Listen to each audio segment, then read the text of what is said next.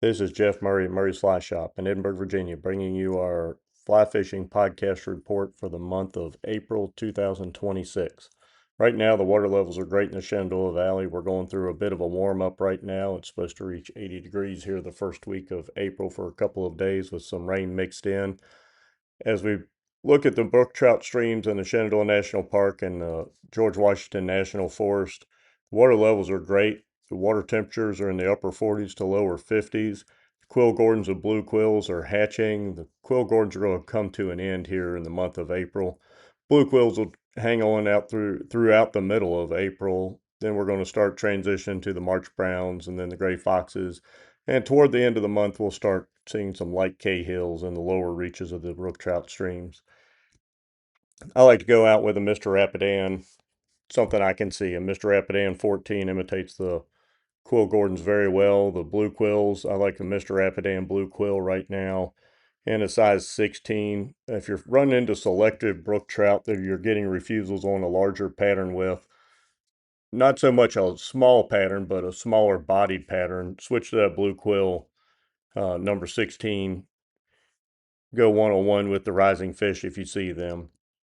Otherwise, you're just covering the water. Delta wing caddis in a tan, size 14 right now is working very well. I oftentimes will use that as my dry fly with a dropper about 18 to 24 inches behind it. And as my dropper, I'm running a French Perdigon or a red Perdigon, number 14, size 14, Mr. Rapidan beadhead, something in that line is what the fish are looking for right now. The goal here is to get close to the bottom, particularly early in the mornings before the water temperature has time to warm up. As we start to look at the stock trout streams here in the Shenandoah Valley, we're looking at water temperatures on Big Stony and Passage Creek and Mill Creek and the surrounding streams that are running somewhere in the 50 to 55 degree range. We're talking about seeing a fair number of caddis right now and blue-winged olives coming off. Today I was out and we had a fair number of blue-winged olives coming off. Fish were fairly selective on them. I switched to a CDC BWO size 20 and caught a few fish. They were refusing my number 18 Mr. Rapidan parachute. As far as our stock trout streams, streamer fishing is going to cover the water more thoroughly than any other technique we have. Put a 9-foot 5X classic leader on, fish these streamers down and across. Don't hesitate to go with something a little bit heavier like a beadhead, tungsten beadhead, marauder, and black or olive. As far as fishing these down and across, the goal is to get close to the bottom without hanging up on every single cast. Fish have definitely seen some pressure over the last couple of weeks, so they're well educated. Use a cautious approach, sneak up on them as best you can, and take your time. Don't be in a hurry.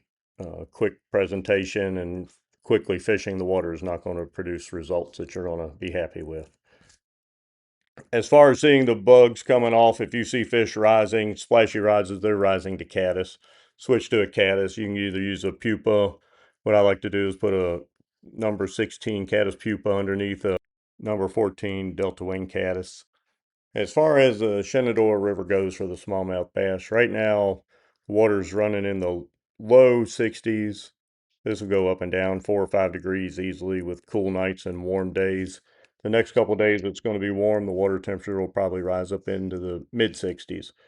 As this is happening, the bass are transitioning from their winter holding areas into their springtime or potentially the spawning areas that they're looking for. This is definitely starting to get into the time of the pre-spawn. 55 degrees is when the biologists say the smallmouth bass prepare for spawning. Right now, we're right at that temperature. I don't know that we'll stay there all month, but things are starting to happen. Right now, we're using large streamers and large nymphs to show these guys. Not a whole lot of activity happening up on top, especially from the larger bass. This is definitely a game of quality over quantity. Don't expect to go out and catch 50 bass in a day like you may be able to do in the middle of July or August when things are really happening. Right now, I'm going out here with a sink tip intermediate or a sink tip 3 fly line, a 7 weight or 8 weight, and I'm casting our number 4 Mad Tom Sculpin, a number 4 Magnum Streamer, um, in the darter color or the hogsucker color. Go out there with a number 1 Briggs Rip'n Rooster in olive or white.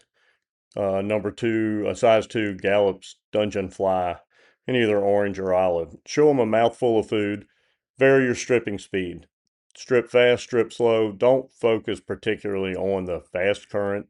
We seem to be doing a little bit better in the water that's moving just a little bit slower.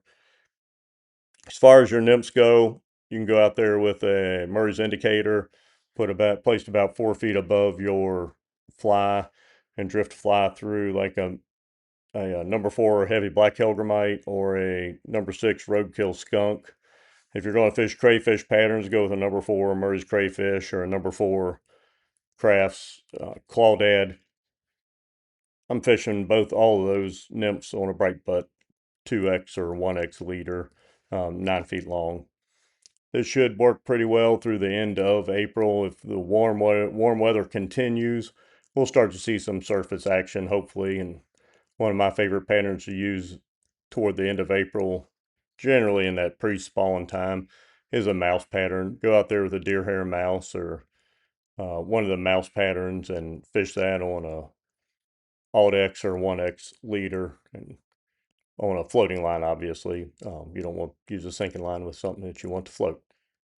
I hope this helps you out, and give us a call at Murray's Fly Shop at 540-984-4212 or look us up online at murraysflyshop.com. We're updating the stream report at least once weekly, if not twice weekly, and we've got a couple new blog posts coming at blog.murraysflyshop.com, just on these exact topics we just got done discussing.